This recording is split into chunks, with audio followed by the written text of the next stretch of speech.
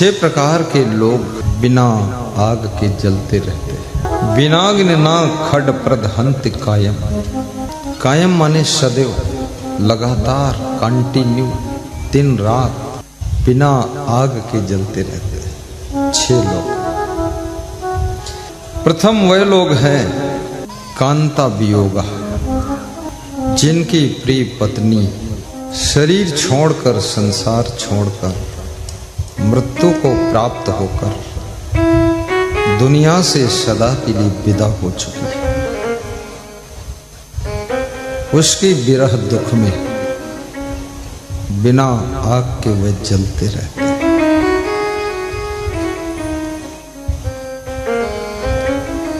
कांता वियोगा।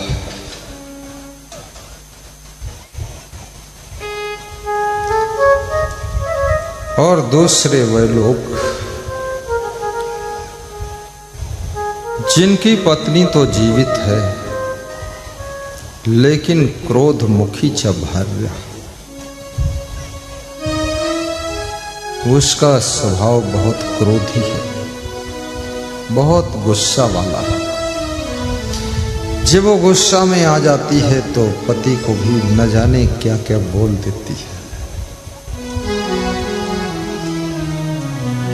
जिस पति में सहनशीलता है वो तो सह लेता, जिसमें सहनशीलता नहीं है वो अंदर से घायल हो जाता है। दिन रात उसी चिंता की आग में जलता रहता है। इस पत्नी का क्या करूं?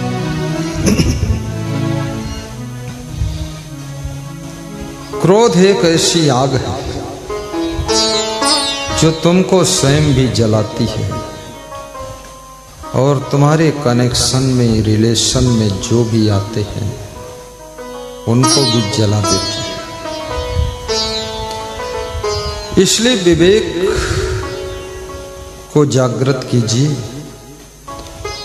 और अपने क्रोध को, अपनी गुस्सा को धीरे धीरे कंट्रोल भी कीजिए। क्योंकि जिस घर में तादाद से ज्यादा लोग क्रोध करते हैं उस घर से लक्ष्मी रूठ जाती है। उस घर में जो तुम चाहते थे वो उन्नति फिर रुक जाती है। अपने पति के मनोबल को बढ़ाइए, अपनी पत्नी की खुशियों को बढ़ाइए। सब बल से बड़ा मनोबल है। मनुष्य ग्रह कलह से टूट जाता है। अभी पत्रकार जी पूछ रहे थे घर घर में कलह बहुत है, इसके बारे में क्या कहेंगे? कलह तो है, कलह का इलाज केवल सत्संग है, भक्ति है, प्रवचन है। गुरु से प्रेम बढ़ाइए, मन ही मन ध्यान करिए। मनुष्य में वो ताकत है, पहाड़ को तोड़कर घर बना देता है, तालाब में मिट्टी डालकर टीला बना देता है और खेत को जोत करके हरी फसल लहलहा देता है और बड़े बड़े वृक्ष लगा करके आम के फल तोड़कर खा लेता है। मनुष्य अगर ठान ले तो अपने क्रोध को करुणा में बदल सकता है, करुणा में बदल सकता है। क्रोध मुखी च भार्या। कभी समय निकाल करके 5 मिनट आत्मावलोकन भी करिए। एक बार जो गलती हुई है उस गलती को पुनः रिपीट मत करिए, दोहराइए मत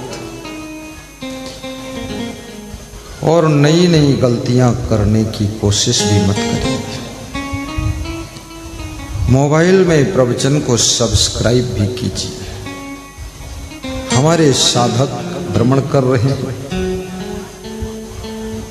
चंद्रेश दास, योगेश दास और ज्ञानेश दास, ये सब के मोबाइल में प्रवचन को सब्सक्राइब करने की सेवा प्रारंभ करें।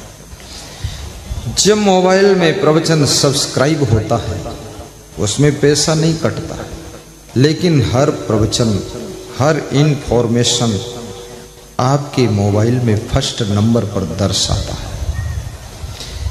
कई लोगों को सब्सक्राइब करना आता ही नहीं, दूसरे से करा लीजिए, इससे आपका फायदा होगा। फिर किसी से पूछना नहीं पड़ेगा गुरुदेव का प्रोग्राम कहाँ है, आप फट से देख लेंगे। और ज्यों ही नया प्रवचन डाला जाएगा आपके मोबाइल में तुरंत दिखाई देगा, आ गया प्रवचन फर्स्ट नंबर, सब्सक्राइब करें।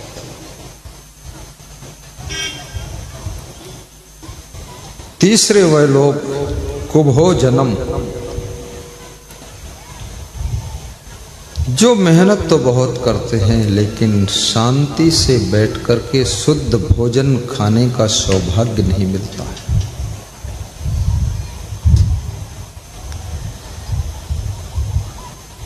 विचित्र है संसार, इतने सुंदर बिस्तर हैं लेकिन बिस्तर पर सोने के लिए टाइम नहीं है। इतने सुंदर सोफा सेट हैं घर घर में, उस पर बैठने का टाइम नहीं है। कभी कुत्ते कभी बिल्ली बैठते हैं, कभी बच्चे बैठते हैं, कोई मेहमान आ गया वो बैठता है। थोड़ा 10 मिनट का समय निकाल कर निश्चिंत होकर के अपने सोफा सेट पर भी बैठिए। भोजन के एक एक लम्हे को चबा चबा कर उसका स्वाद लेकर के प्रेम से खाइए। जब भोजन में पर्याप्त लार मिक्स हो जाती है, 40% भोजन का डाइजेशन आपके मुंह में ही हो जाता है और 60% डाइजेशन आंतों को करना पड़ता है। जब तुम बिना चबाए शीघ्र खा लेते हो या कुछ पी लेते हो, फिर सारी मेहनत आंतों को करना पड़ता है। इसलिए दांतों का काम आंतों से मत लीजिए ताकि आपका स्वास्थ्य अच्छा रहे। तादाद से ज्यादा जब चिंता रहती है, शीघ्र बुढ़ापा आता है। अधिक टेंशन करने से शरीर की सुंदरता नष्ट हो जाती है। तिलक की सेवा प्रारंभ हो चुकी है। लेडीज को बेटियां तिलक लगा रही हैं, पुरुषों को हमारे महान संत जी तिलक लगा रहे हैं। तिलक लगवाइए, प्रेम से लगवाइए और तिलक की थाल में अपने श्रद्धा सुमन भी अर्पित करिए। इससे आपकी मनोकामना पूर्ण होती है। जीवन में कभी घबराना नहीं। इतनी मेहनत जरूर करो, भोजन, मकान, गाड़ी, कपड़ा का इंतजाम हो जाए और गुरु जी का एक बार सत्संग भी तुम्हारे पूर्ण हाथों से हो जाए, सबका कल्याण।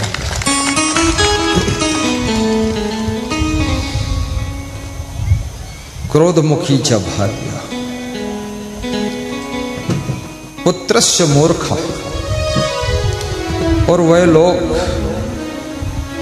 जिनके पुत्र तो है, पुत्र होने की खुशी है, लेकिन पुत्र बुद्धिमान नहीं है, पुत्र बुद्धू टाइप का है। ऐसे बुद्धू पुत्र को पाकर के जिसका गलत चरित्र है, कहना मानता नहीं, सलाह सुनता नहीं, पैसा रोज मांगता है, हिसाब देता नहीं, कहाँ कितना खर्च हुआ बताता नहीं, पैसा मांगता है, पैसा ना दो तो मरने की धमकी देता है, मोबाइल 1.5 लाख का मांग रहा है, कमाता धेला भर नहीं है, बड़ा मूर्ख है। यही तो मूर्ख है। जो पुत्र अपने पिता की क्षमता को न पहचान सके और पिता से इतनी मांग रखे कि पिता टेंशन में आ जाए, वो पुत्र मूर्ख होता है। अपने पिता की अपनी माँ की सामर्थ्य को भी देखिए। कम खर्च में काम चलाइए, मितव्ययी स्वभाव बनाइए, फिजूल खर्ची बंद कर दीजिए और सस्ते मोबाइल से भी काम चला लीजिए। धीरे धीरे तुम योग्य हो जाओगे, तब मोबाइल की कंपनी खोल देना। पुत्रस्य मूर्खा विधवा च कन्या। और वह लोग भी बिना आग के निरंतर जलते रहते हैं जिनकी कन्या जवान अवस्था में विधवा हो चुकी है, विडो हो गई। 4 वर्ष हुए थे शादी के और दामाद मर गया है। यह कन्या ने स्वयं दामाद को मार डाला। अब तो ऐसी ऐसी कन्याएं हैं, दामाद को मार भी डालते। कृपया दामाद लोग सावधान रहें। बहुत भयभीत नहीं होना है, लेकिन थोड़ा सावधानी तो रखिए।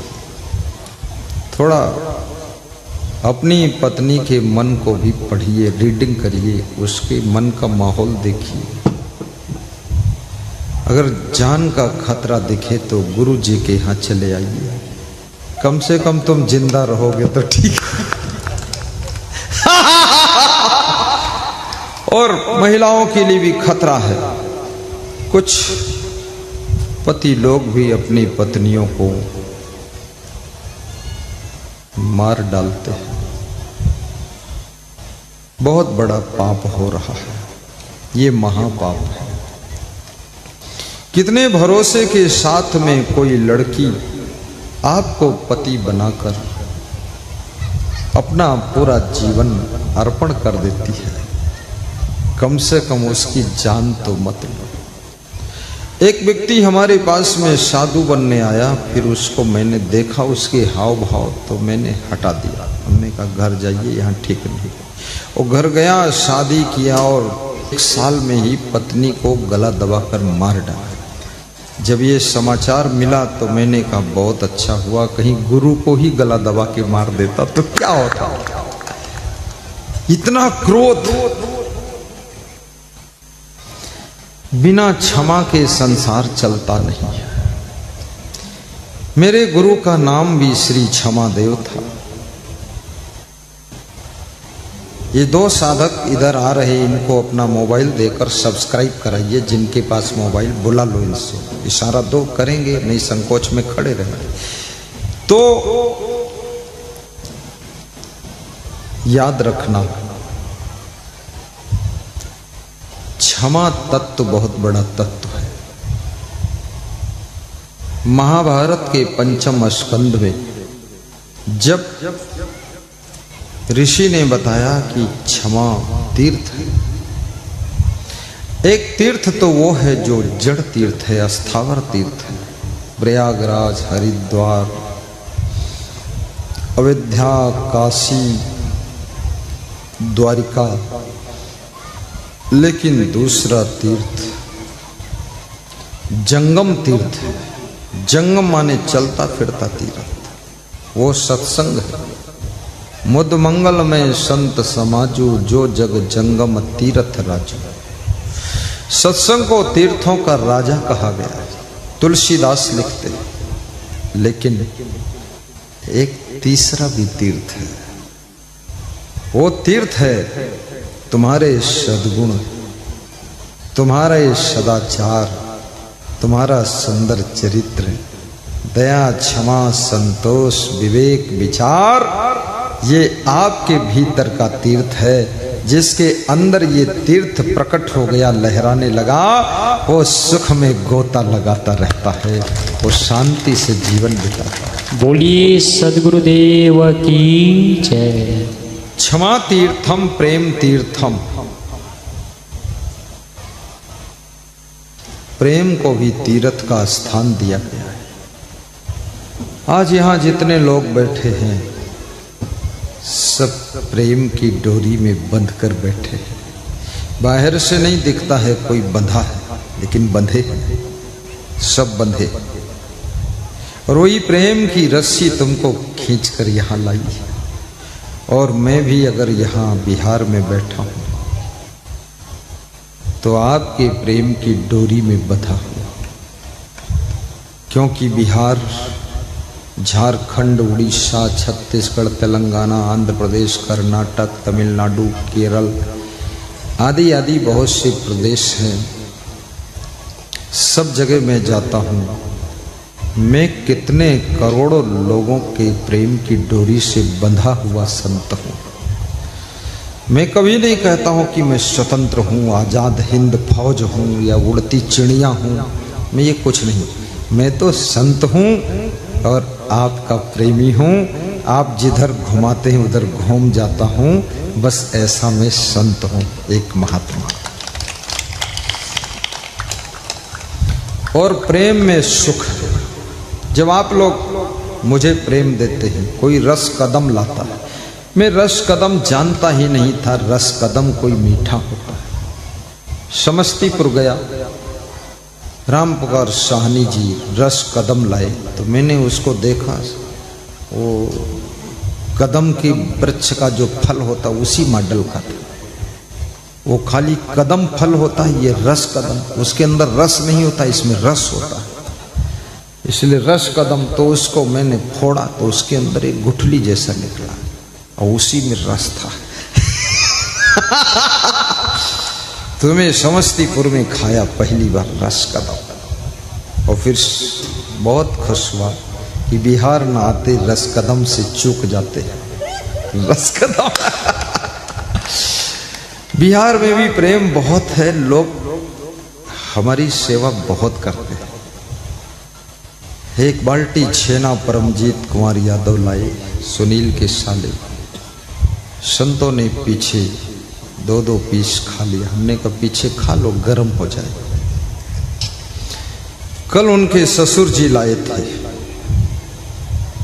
सुनील के, आज साला लाया है, कल और बचा है, देखो कौन लाता है। सफेद रसगुल्ला कोई ले आएगा, और बचा है एक साला और बचा है। गुरु को थोड़ा थोड़ा खिलाना भी चाहिए। प्रेम हमेशा खिलाना भी चाहता है। जयनगर की रंजीत कुमार मेरे पास आए, बोले पूरी मार्केट छान डाला लखीसराय जिले में गत वर्ष, बोले कहीं ऐसा एसी नहीं मिला, गुरु को दे देता, गर्मी बहुत हो गई। कूलर लेकर आए, दे दिया कि इसको लगा लो ठंडी। उनकी पत्नी आई है, वो नहीं आई है, खड़ी, ये आई है वहां से। पत्नी को भेजा, तुम जाओ जाओ गोता लगाओ असंग देव के सत्संग में। ये गोता लगाने आई है, ये गोता खोर है, गोता लगा के निकल जाएगी। सत्संग में अपनी पत्नी को भी बैठने का वक्त देना चाहिए। अपने बच्चों को भी सत्संग में डुबकी लगवाना चाहिए। ज्यादा रुकने का टाइम ना हो, सुबह आइए शाम चले जाइए, लेकिन बच्चों को कभी कभी गुरु का रूबरू दर्शन कराइए, तो गुरु की तपस्या का मैग्नेट आपके बच्चे को अट्रैक्ट करेगा, और उसके बाद याद रखना आपका बच्चा गलत राह पर जाने से रुक जाएगा। कितने लोग कहते हैं कि जब से मेरे बच्चे ने सत्संग सुना है, भक्ति में मैं पीछे हो गया, ये आगे निकल गया, ज्यादा ध्यान लगाता है, प्रवचन सुनता है, पढ़ने में कमजोर था, पढ़ने में भी टॉप कर रहा है। गुरु से जुड़ने के बाद ठीक से मन जुड़ जाए। गुरु कभी नहीं कहता है कि पढ़ो मत, गुरु यही सिखाता है टॉप करो, क्योंकि तुम्हारा गुरु भी टॉप का है, तो गुरु के भक्त का बेटा भी टॉप करना चाहिए।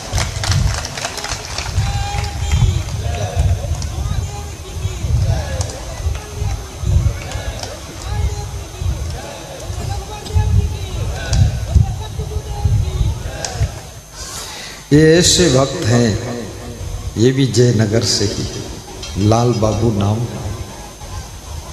मेरे गुरु के गुरु और उसके गुरु की भी जय बोला है, रघुवर देव। इसका मतलब वो बड़े ध्यान से प्रवचन, सभी प्रवचन सुना है, तभी कहीं चर्चा मैंने किया है रघुवर देव की। तो मेरी चौथी पीढ़ी के गुरु जो थे उनकी भी जय बोला है, ये बहुत बड़ी बात है। शिष्य ऐसे बनो कि तुम्हारे प्रभाव से 4-4 पीढ़ियों के गुरु याद किए जाएं। पुत्र ऐसे बनो कि तुम्हारे प्रभाव से तुम्हारे घर की 5-5 पीढ़ी याद किया जाए। राम भगवान जैसा पुत्र हो तो भगीरथ को भी याद करते हैं लोग, भूल जाते हैं। राजा दिलीप, इच्छा कुवंशु वंश, राजा रघु, राजा हरिश्चंद्र, ये सब राम के वंशज हैं।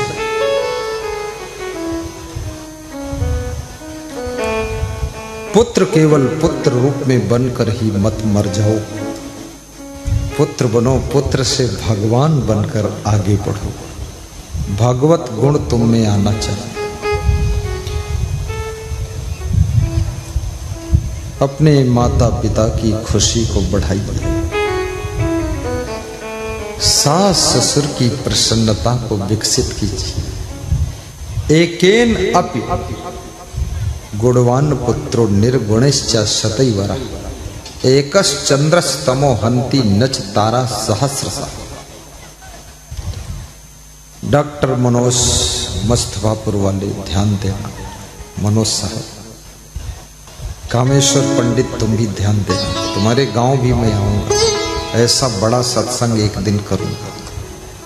पूरे गांव के लोग मुस्तफापुर वाले तैयारी में लग जाएं, 1 साल 2 साल के बाद तुम्हारा नंबर आ जाए। बहुत अच्छा, बैठो। एकोपि गुणवान पुत्रो निर्गुणश्च शतैवरः। सैकड़ों पुत्र गुणविहीन हो,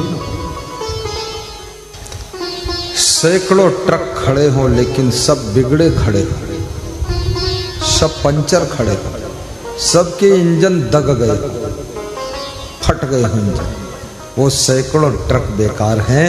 एक छोटा सा ट्रक सार्थक है जो कंप्लीट है और आपके सामान को और आपको बिठाकर सम्मान से यथास्थान पहुंचाता है। याद रखना, सैकड़ों पुत्र बेकार है जो किसी काम का नहीं, एक पुत्र भी काफी है जो आपके लोक परलोक को संवार देता है। ऐसे महान पुत्र बनो, माता पिता को तंग ना करो।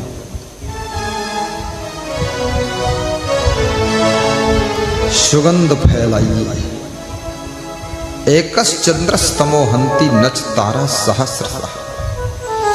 एक चंद्रमा रात्रि में जब उदित होता है, पूरा शीतल प्रकाश फैल जाता है और करोड़ों तारागण, अरबों तारागण धरती का अंधेरा नहीं मिटा पाते।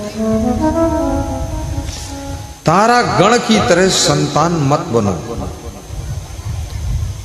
एक बेटी अगर संभल जाए तो 2 कुलों को तारती है, माँ बाप का कुल और ससुराल का कुल तार देती है। और बेटियों के सामने बहुत बड़ी चुनौती है, क्योंकि फैशन की लहर चल रही है। अब इस फैशन की आंधी तूफान में जो बेटियां बच गई तो बच गई, नहीं तो उड़ जाएगी। सब बेटियों से मैं कहूंगा, हर बेटी बहुत सुंदर है, हर बेटी हिंदुस्तान की राधा है, सीता है, उर्मिला है, श्रुत कीर्ति मांडवी की तरह तुम हो। हे बेटियों, गुणों से ही इंसान की कीमत होती है, ना कि केवल फैशन से कीमत होती है। इसलिए गुणवान बनना, अपने जीवन को गुणों से सुसज्जित करना, सदचरित्र से सुसज्जित करना, फिर तुम जहां रहोगी वहां तुम्हारा गुणगान होगा, गुणगान होगा। लोग धन्यवाद दें। बोलिए सदगुरु भगवान की जय।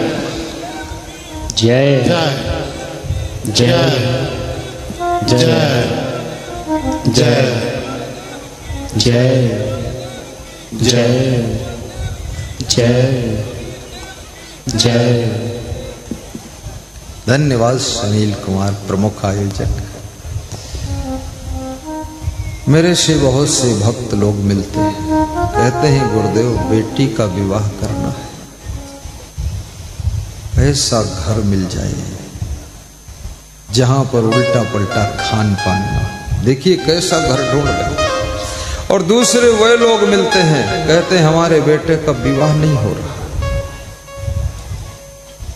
रुका हुआ है। और ये भी कहते हैं दहेज कुछ नहीं लूंगा, पैसा भी नहीं लूंगा, सामान भी नहीं लूंगा, तो भी बेटे की शादी नहीं हो रही।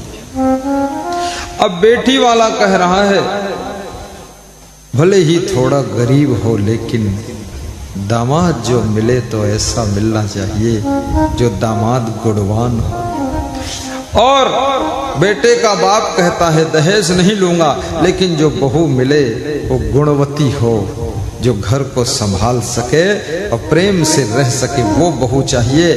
हमको ज्यादा अप टू डेट बहू नहीं चाहिए, हमको तो ऐसी बहू चाहिए जो शांति से रहे। अब सोच लो जिनकी शादी नहीं हो रही, बेटे का बाप चाहता है गुणवती बहू मिले, गुणवती, कलावती, चरित्रवती, सेवाशील,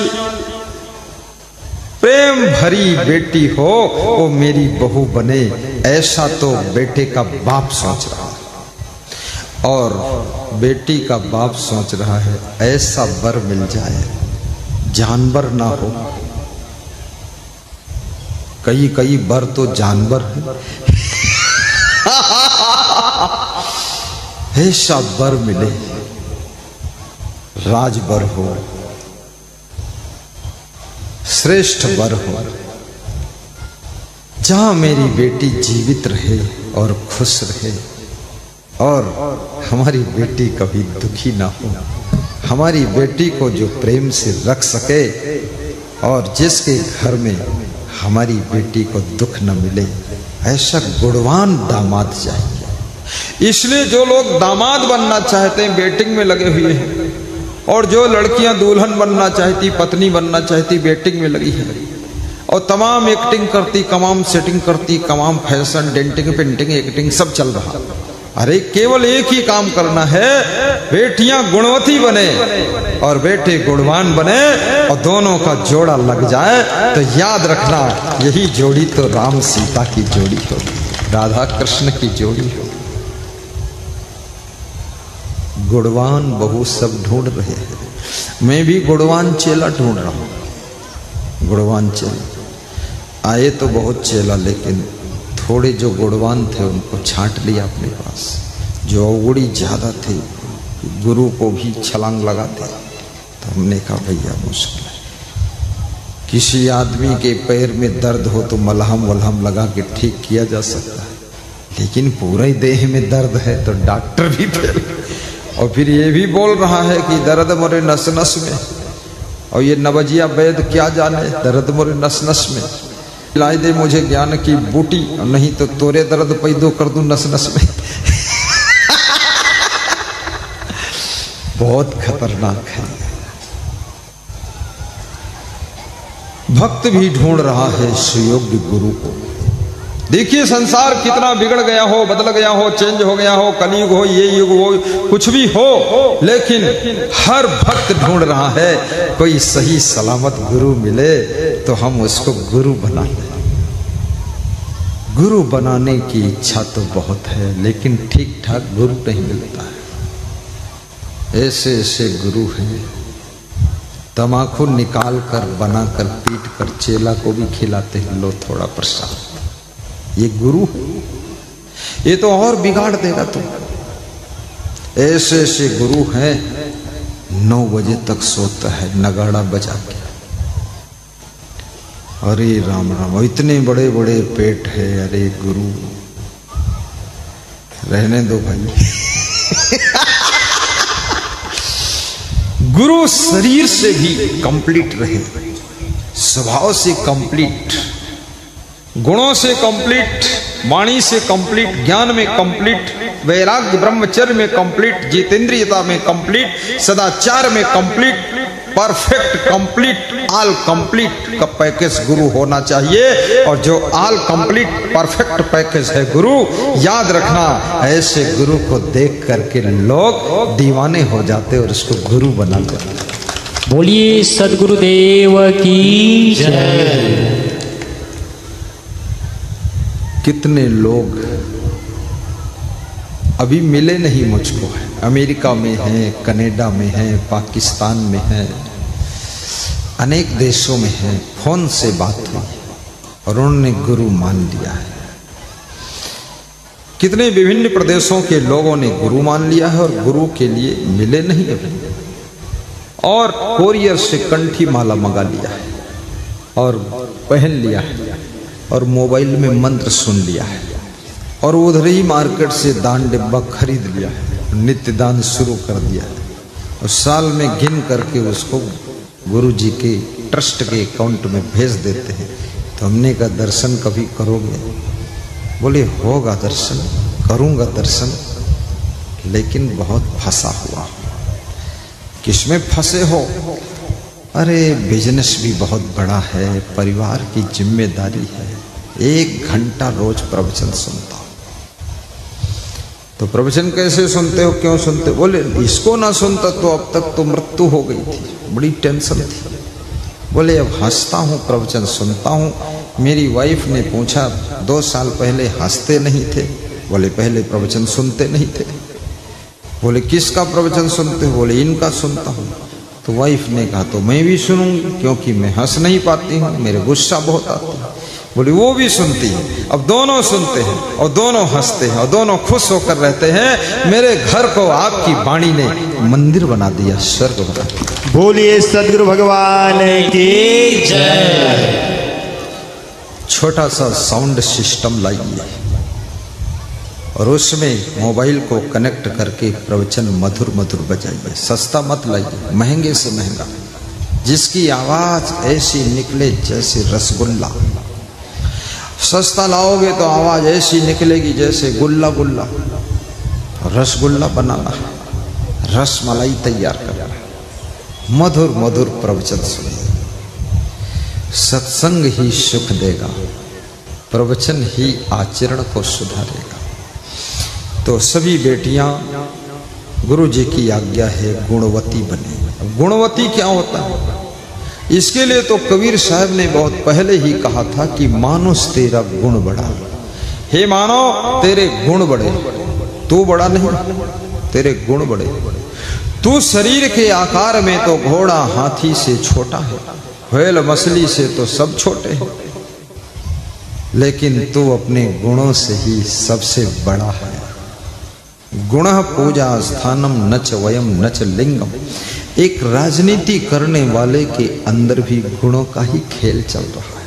जब मुख्यमंत्री प्रधानमंत्री चुनना होता है तो कोर कमेटी के सदस्य बैठ करके डिस्कस करते हैं कि कौन गुणवान है, उसको चुना जाए। यानी गुणवान हर जगह बाजी मारता है। साधु संतों में भी गुणवान का बहुत सम्मान है। गुणवान, बुद्धिमान आप थोड़ा कम होंगे तो भी चलेगा, लेकिन गुणवान अगर नहीं है तो नहीं चल सकती जिंदगी।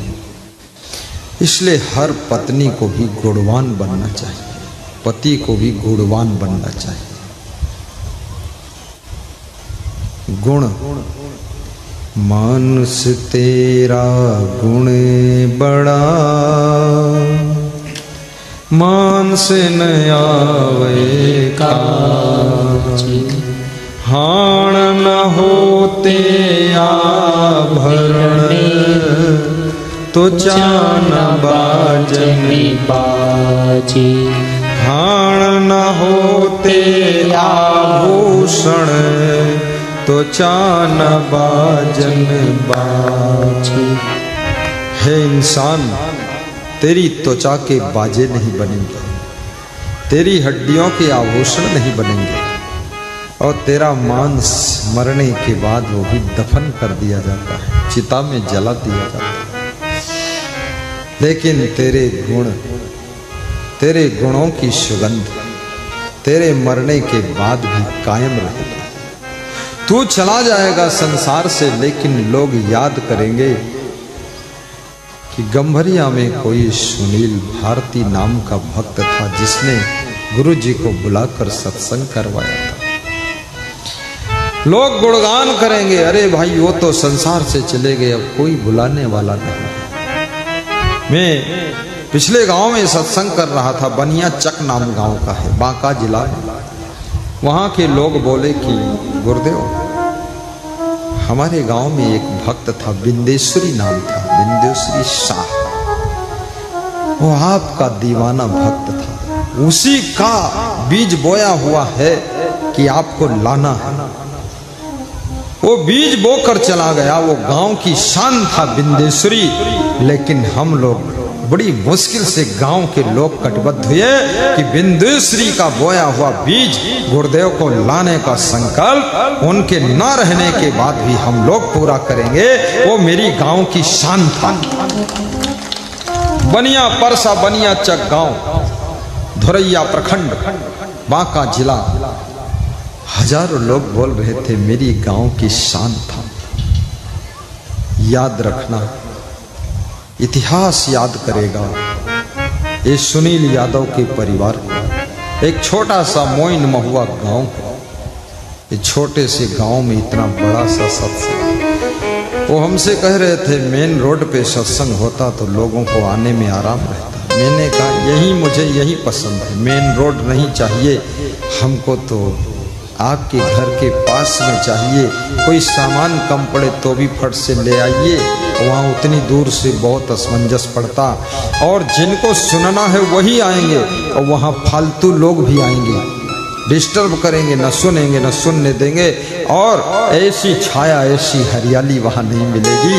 इसलिए यही ठीक है। और आज जितनी पब्लिक का दर्शन यहाँ हो रहा है, जनता का दर्शन यहाँ हो रहा है, श्रोता का दर्शन यहाँ हो रहा है, उनका दिल भी पूरा भर गया है, परिवार खुश हो गया, गदगद है कि मेहनत सार्थक है।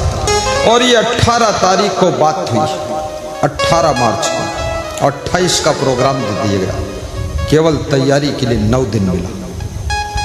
और उन्होंने कहा कि मेरे पिताजी के भाई स्वर्गीय श्री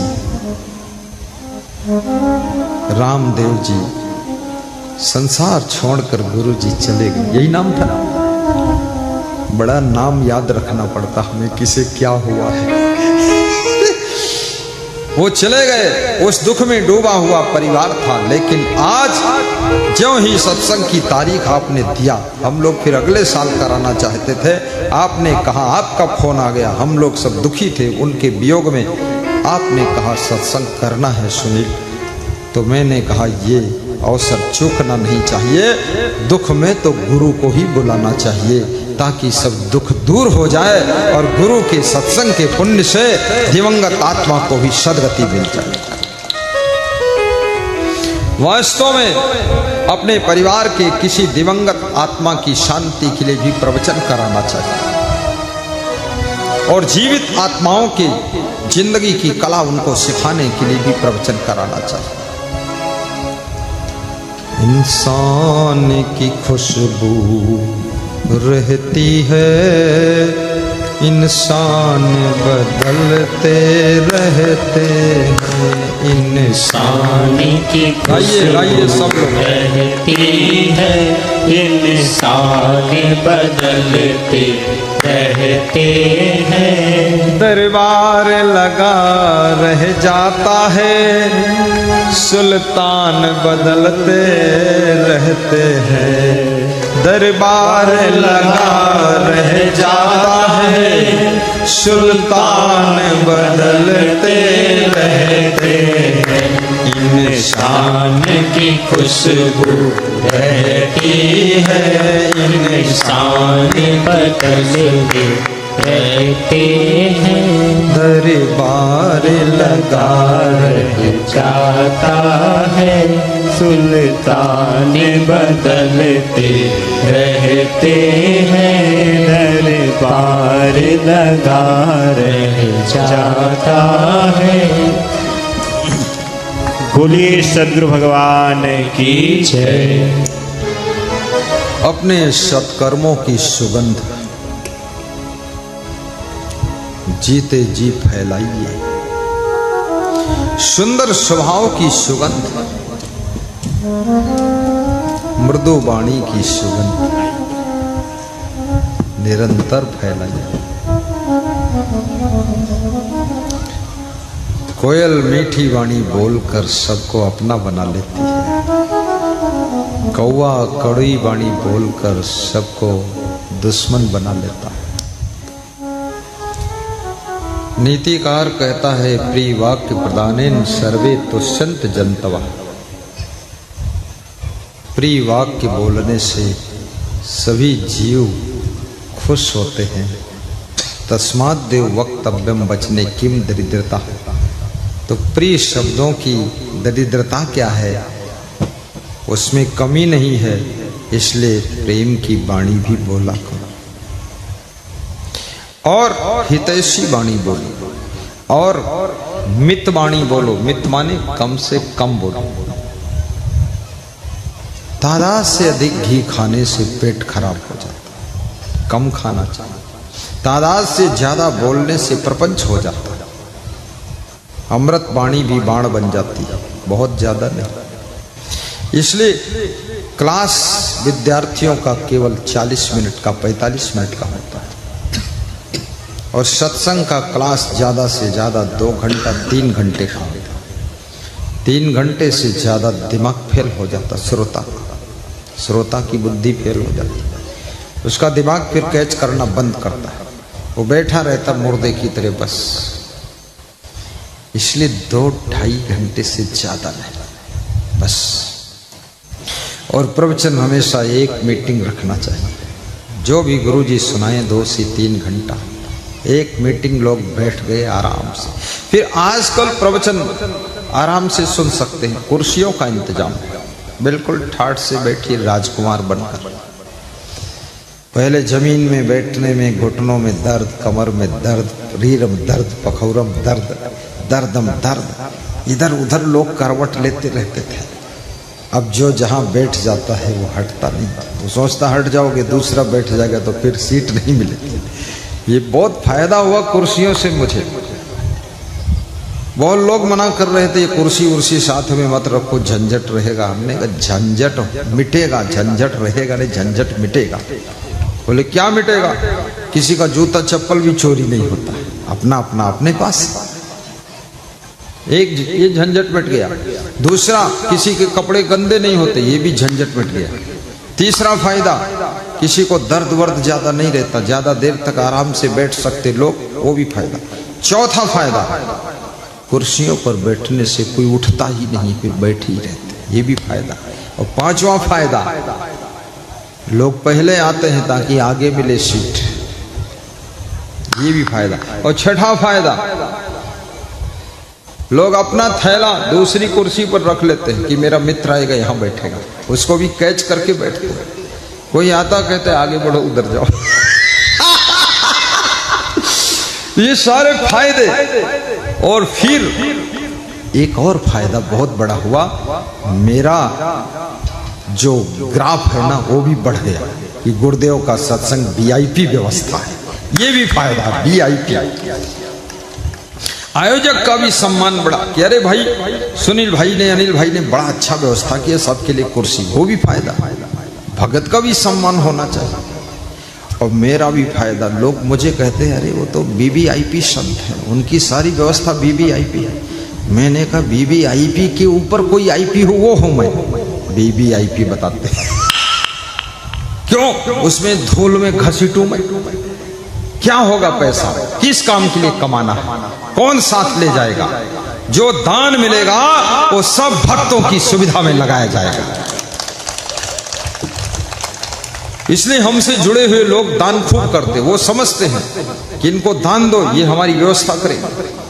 हम उनके कर्मचारी हैं, व्यवस्था करता हूं पूरा टाप की व्यवस्था। व्यवस्था में सुपर मैनेजमेंट माइंड, हमारे 10-12 संत सुपर मैनेजमेंट करता है, और मैं सुपर के ऊपर जो होता वो मैनेजमेंट। क्योंकि ये दिमाग का क्या करोगे भाई, खोपड़ी मर जाओगे, आग में जल जाएगी, क्या फायदा, इससे काम ले लो ना। गुम सुम बैठे हो आंखें मूंदे ऐसे, हरिओम हरिओम, ये हरिओम, अरे बैठने की जगह नहीं, हरिओम मत करो बैठ। तो मैं तो व्यवस्था में बहुत ध्यान देता हूं, और व्यवस्था से आस्था जुड़ती है, आस्था। मैं तो उस दिन भोजन भी करना नहीं चाहता हूं जिस दिन हमारे शिष्यों को भोजन न मिले, हमारे भक्तों को खाने को न मिले, तो हमको भोजन करना अच्छा नहीं लगता। और मैं थोड़ा खाता हूं, समझ जाता हूं ये कम है, तो फिर खाता भी नहीं, दे दो संतों को खा ले। याद रखना, जो सबका ख्याल रखता है वही तो भगवान का रूप कलयुग में होता है। बोलिए सुखदाता गुरुदेव सबका ख्याल जय। और तुम जो प्रसाद लाते हो, गुरुजी उसको अगर बांट दे तो समझ लेना गुरुजी लुटा दे सब फल तुम्हारा। तो ये मत सोचना गुरुजी के लिए ले गए, लुटा दिया, खाते नहीं तो नहीं, अब कभी नहीं ले जाएंगे। नहीं नहीं, तुम ले जाओ, गुरुजी लुटा देगा तो तुम्हारी मनोकामना जरूर पूरी हो जाएगी। वो प्रसाद बट गया। एक भगत मेरे पास में 10 कुंटल फल लाया, हमने कहा बहुत ले आए, बोले लुटा लो जितनी दम है आप में। तो मैंने कहा मैं तो लुटा दूंगा, सब लुटा दिया, सबको खिला दिया सब लोगों को। वो खुश हो गया, बोला गुरुजी आपकी सेवा तो बहुत लोग कर देते हैं, लेकिन आपके भक्तों की जो सेवा करता है उसी को आशीर्वाद मिलता है, भक्त की सेवा। इसलिए भक्त कहता है तेरे भक्त की भक्ति करूं मैं सदा, तेरे भक्त की भक्ति करूं मैं सदा। हे प्रभु, हे भगवान, हे गुरुदेव, तुम्हारी तो भक्ति सब करते हैं, मैं भी करता हूं, लेकिन जो तुम्हारे भक्त हैं उन भक्तों की मैं भक्ति करूंगा। क्योंकि भक्त तुमसे प्रेम करते हैं, तुम भक्तों से प्रेम करते हो, तो जब मैं भक्तों की सेवा करूंगा तो तुम ज्यादा खुश हो जाओगे, फिर तुम्हारा आशीर्वाद हमको ज्यादा मिलेगा, तुम्हारे भक्त भी आशीर्वाद देंगे। तेरे भक्त की भक्ति करूं मैं सदा, तेरे चाहने वालों को चाहा करूं, और जो तुमको चाहते हैं उनको मैं चाहूंगा, वालों को चाहा करूं। मन में है बसी बस चाह यही, मन में है बसी बस चाह यही, प्रिय नाम तुम्हारा उचारा करूं, प्रिय नाम तुम्हारा उचारा करूं। तेरे लोचन की गगरी नित ही, लोचन माने आँख, आँख को गगरी कहा है, आँखों की गगरी को आंसुओं से भर लूं और फिर प्रभु तुम्हारे पांव पखारूं। भरी लोचन की गगरी नित ही, गुरु पांव तुम्हारे पखारा करूं, गुरु पांव तुम्हारे पखारा करूं। तुम आओ न आओ फिर भी गुरु, हम तुमको सदा ही बुलाया करूं, मन में है बसी बस चाह यही, प्रिय नाम तुम्हारा उचारा करूं। तेरे भक्तों की भक्ति करूं मैं सदा, तेरे चाहने वालों को चाहा करूं। आपको एक बात मैं आज चुपके से बता देता हूं, अपने घर को खूब साफ रखना, द्वार को साफ रखना, सामान को सेटिंग से रखना, अतिथि का सत्कार हंस करके करना, और माता पिता से जब मिलना तो हंस कर मिलना। सास ससुर के पास 10 मिनट बैठना, बहुओं थोड़ा हंस के बैठना। सासू बुढ़ापे में भी हंसने लग जाए, कुछ ऐसी बात कहना, फिर देखना तुम्हारे घर में जो आज तक नहीं हुआ है आगे चंद्र वर्षों में हो जाएगा। घर में खुशियां बिखेर दो और भक्तों की सेवा करो। मेरे गांव में एक साधु रहता था, जन्मभूमि, पुराना साधु था। हमारे गांव में 6 साधु थे, लेकिन वो साधु बनकर गांव में ही रहते थे और घूम घाम के वहीं आ जाते थे। और मैं साधु बना तो मैं कभी वहां जाता ही नहीं गांव को। गांव के लोग कहते हैं सब साधु बने, लेकिन ये सबसे अच्छे और महान संत बने। हमने कहा हम वहां आएंगे ही नहीं, वहां क्या काम मेरा जन्मभूमि में? जन्मभूमि में माटी खोदना है, क्या करना? तो वो साधु ऐसा मानता था कि मैं बहुत बड़ा साधु हूं, पहले से साधु हूं। उसके मन में ये था थोड़ा अहंकार टाइप से, और मुझको सोचता अरे ये तो मेरे सामने बच्चे थे छोटे। एक दिन हुआ क्या, वो उत्तर प्रदेश में कहीं गया था भंडारा खाना, तो एक गांव का भक्त उनको बुलाया, बाबा इधर आओ। उसने सफेद कपड़ों में उनको देखा तो पूछा, क्या असंग देव को आप जानते हैं? बोले हाँ जानता हूं। बोले क्या उनको आपने देखा है? बोले हाँ देखा हूं।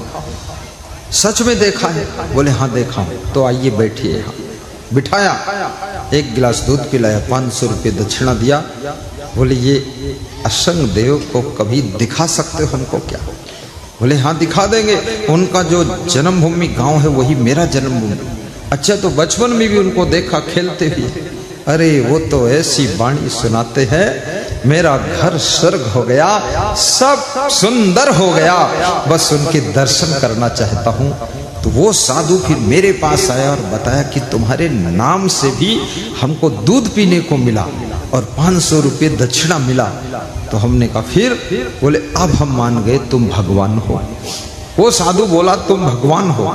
मैंने कहा मैं भी संत ही हूं, भगवान नहीं हूं। भगवान अलग चीज है, संत अलग चीज है। बोले संत भगवान हो। अरे हमने कहा जो मानना वो मानो, लेकिन मैं एक छोटा संत हूं।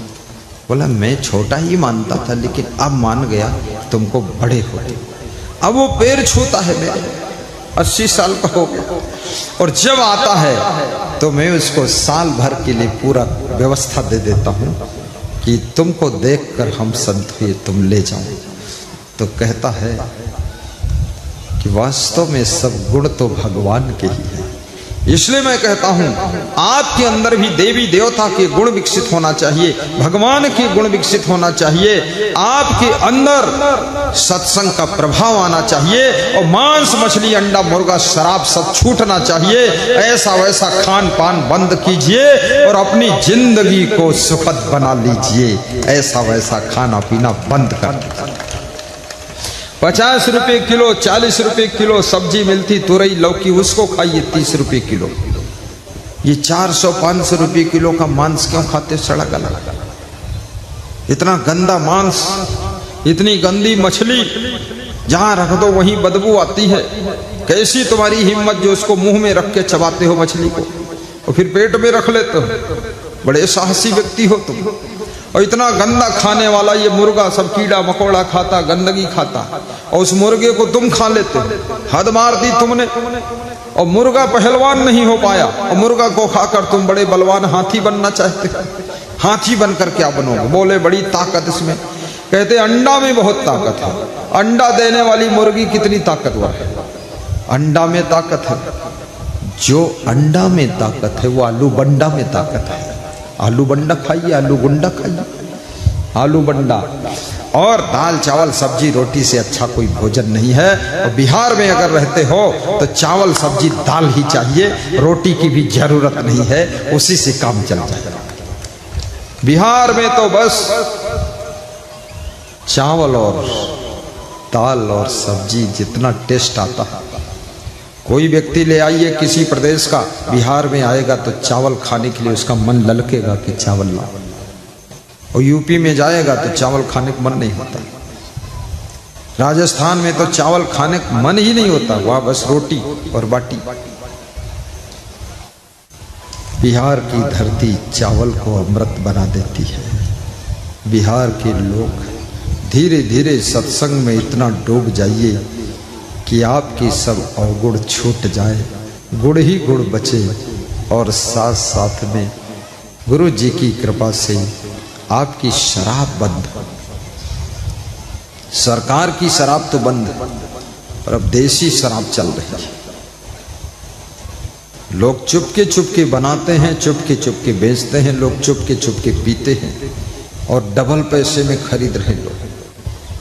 दूसरे प्रदेशों से आ जाती बार्डर से, लोग पी लेते हैं। याद रखना, शराब तुम्हारे वैभव को, धन दौलत को, जमीन को, इज्जत को, मान सम्मान को पीकर खत्म कर देती है। इस शरीर के स्वास्थ्य को पीकर खत्म करती है। इसलिए शराब को तुम ही खत्म कर दो ताकि तुम जिंदा रहो और तुम चमक करके जिंदगी जियो।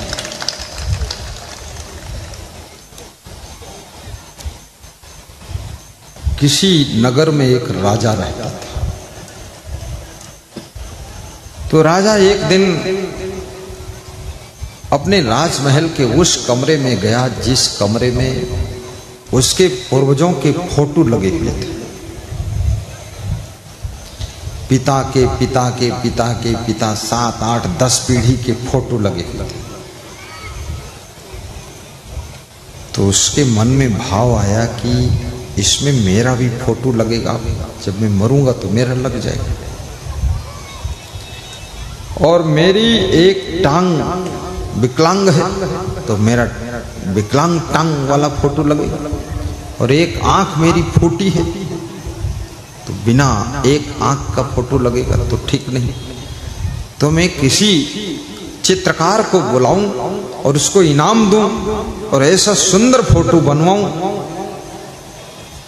जो कि हमारे मरने के बाद वही फोटो लगना चाहिए। उसको बनवा के रख दूंगा और बता दूंगा अपने बच्चों को कि यही लगा देना, किसी को पता ना चले कि एक टांग नहीं है, एक आंख नहीं है।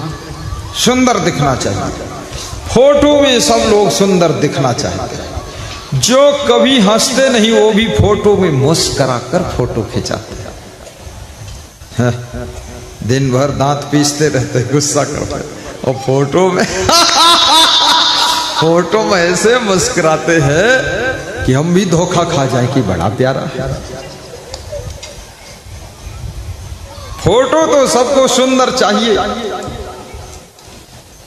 लेकिन चित्र सुंदर होगा। पर अगर चरित्र सुंदर नहीं है तो आपके चित्र का सम्मान कौन करेगा?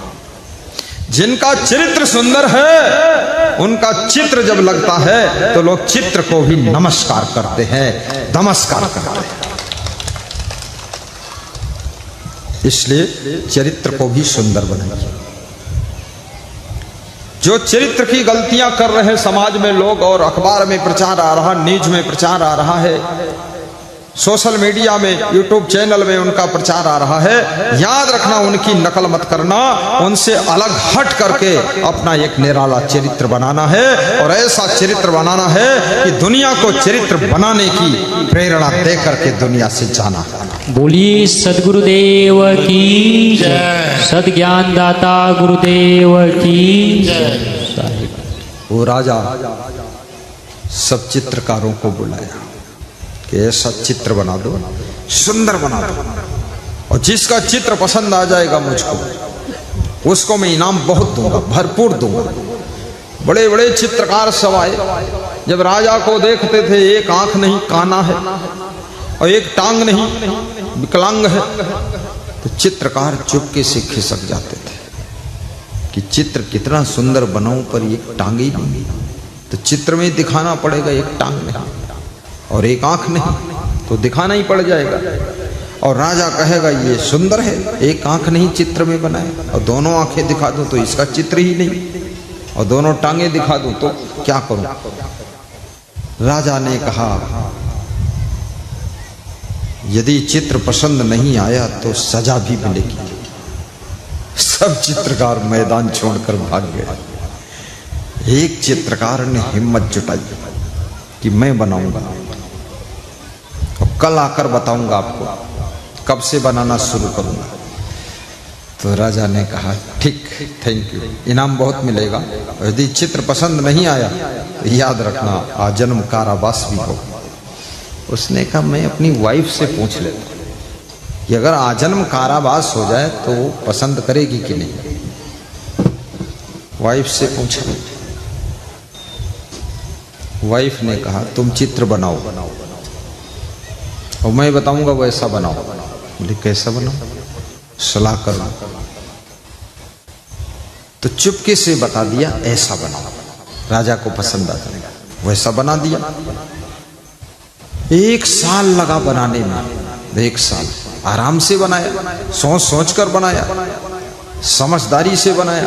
और बनकर जब तैयार हुआ, अब चित्र का अवलोकन करना था, लोका खोलना था।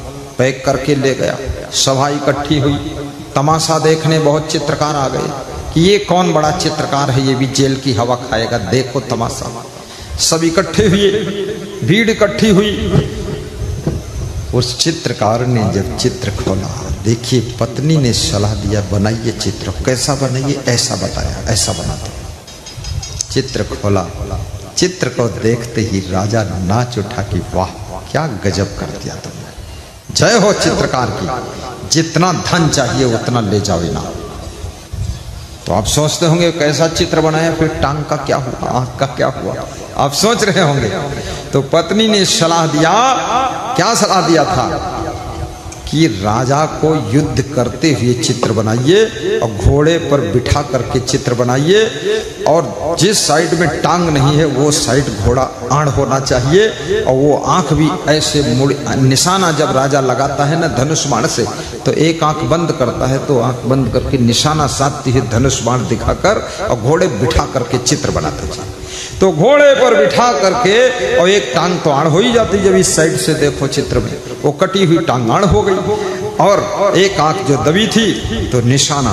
तो राजा ने कहा जब ये कैसा बनाया, बोले आप युद्ध कर रहे हैं और युद्ध में निशाना साध रहे हैं, और निशाना साधने के लिए एक आंख बंद करना पड़ता ताकि सही निशाना लगे, ऐसा चित्र बना दिया। और दूसरा पैर उधर घोड़े के उस तरफ है, आड़ हो गया आपका, तो कोई जान ही नहीं पाएगा कि एक टांग टूटी है, और कोई जान ही नहीं पाएगा कि आंख फूटी है, क्योंकि निशाना साध रहे हैं राजा साहब। अरे राजा ने कहा मैं निशाना साध ही नहीं साधा, लेकिन तूने तो निशाना मुझ पर साध ही दिया है, मैं खुश हो गया हूं, गदगद हो गया। ऐसी पत्नी भी होना चाहिए जो ऐसे संकट में उचित सलाह दे करके पति को बचा भी ले और फायदा भी कर। ऐसी पत्नी होना चाहिए। और कभी कभी पत्नी से तुम भी सलाह ले लिया करो। ज्यादातर लोग सलाह लेते नहीं। बुढ़ी कहती तो सच पर सुनता कौन है। कितने लोग तो अपनी पत्नी को बुढ़ी कहने लगे, बुढ़िया हैं वो भी उसी उम्र के, पर अपने कहते मैं छोकरा हूं और तू डोकरी। ये शब्दों का प्रयोग मत करो, प्रेम से रहो। तो आइए, ओ ग्राम बासा कुलहीन सेवा, कुभोजनम क्रोध मुखी छभार्या, पुत्रस्य मूर्खः विधवा च कन्या, बिना घृणा खडे प्रदहन्ति कायम। ध्यान देना, बहुत वे लोग बिना आग के हमेशा जलते रहते हैं जो लोग दुष्टों के गांव में निवास करते हैं, जिनका घर दुष्टों के पड़ोस में, चारों तरफ सब दुष्ट रहते हैं, गाली गलौज, लड़ाई झगड़ा, गंदगी, मार काट, चोरी चपारी सब करते रहते हैं। ऐसे दुष्टों के बीच में जिनका घर है वो बिना आग के जलते रहते हैं। इसलिए जब घर बनाओ तो थोड़ा देख लो लोग कैसे आसपास में। अगर लोग ज्यादा खराब हैं तो जमीन और घर बेच करके दूर चले जाइए। अपनी जिंदगी बर्बाद क्यों करो? निकल लो वहां से जल्दी से, क्योंकि दुष्टों से लड़ने में तुम्हारा समय उम्र निकल जाएगी। तुम विकास कब करोगे, सुख कब पाओगे? कुग्राम वासा कुलहीन सेवा, और जिसे चरित्रहीन की गुणहीन की सेवा करना पड़ता है, किसी कारणवश सर्विस करते हैं। एक पटवारी मुझसे दुखी होकर रो रहा था कि गुरुजी, हमारा तहसीलदार अंडा मुर्गा खाता है, मेरे से कहता लाओ नहीं तो सस्पेंड कर दूंगा, और मैं खाता नहीं, मैं शाकाहारी हूं, सत्संगी हूं। बड़ा दुखी हो जाता। ऐसे भ्रष्ट चरित्र की सेवा करने से भी बिना आग के वो व्यक्ति जलता रहता है। कुलहीन सेवा को भोजनम क्रोध मुखी च भार्या, ये 6 चीजें इंसान को बिना आग के जलाती रहती हैं और जीवन दुख में ही बीत जाता है। वही कबीर साहब कहते हैं, नर हरि लागी दौं विकार बीनु धन, मिले न बुझावन हारा, मैं जानो तो ही से प्यारे, जरत सकल संसार, पानी माही अगिन को अंकुर, जरत बुझावे पानी, एक नजरई जरई नारी, एक नजर जय नव नारी, युक्ति न काहू जानी, युक्ति न काहू जानी, सहर जरे पहरू सुख सोवे, कहे कुशल घर मेरा, पुरिया जरे वस्तु निज उबरे, कुशल राम विकल राम रंग तेरा, कुब्जा पुरुष गले लागा, पूजी मन की श्रद्धा, करत विचार जन्म गोखी से, ईतन रहल असाधा, नर हरि लागी लो विकार बीनु धने, मिलई न बुझावन हारा, जाने बूझ जो कपट करतु है, तेहि यश मंद न कोई, कबीर तेहि मूढ़ को, कहानी कबीर तेहि मूढ़ को, भला कौन विधि होई, भला कौन विधि होई, नर हरि लागी लो विकार बीनु धने, नर हरि लागी लो विकार बीनु धने। हे नर, तू हरि में लग जा, अन्यथा विकारों की आग में बिना ईंधन के तू जलता रहे। हरि में लगने का तात्पर्य है सत्संग में लगना, भक्ति में लगना।